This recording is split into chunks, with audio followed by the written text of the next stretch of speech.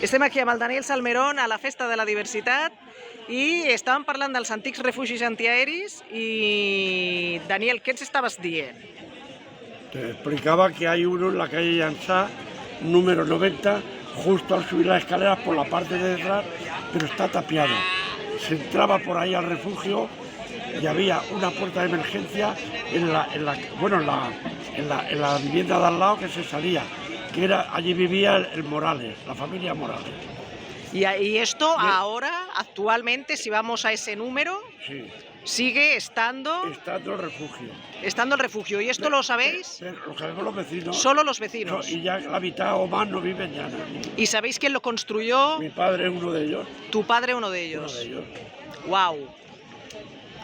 Pues esta memoria no debe desaparecer, ¿eh? Pues ahí, cuando queráis, yo si queréis os acompaño, y si hay, no sé si a los vecinos ponen de acuerdo y lo queréis tirar abajo, pero la casa donde se salía, por si la hundían en aquella parte, está tapiada. Vale. Y la escalera también lo tapiaron. Pero sois unos cuantos vecinos que sabéis que eso está ahí.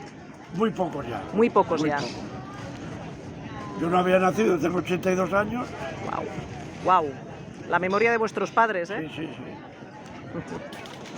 ¿Y tú has jugado? Sí, los críos nos metíamos allí, por eso lo tapiaron. Y aquí un día va a haber... Para evitar el peligro. Exacto. Claro, bajabais, ¿no? Claro, el recuerdo de vuestra generación con los refugios es de haber jugado. Sí. ¡Wow!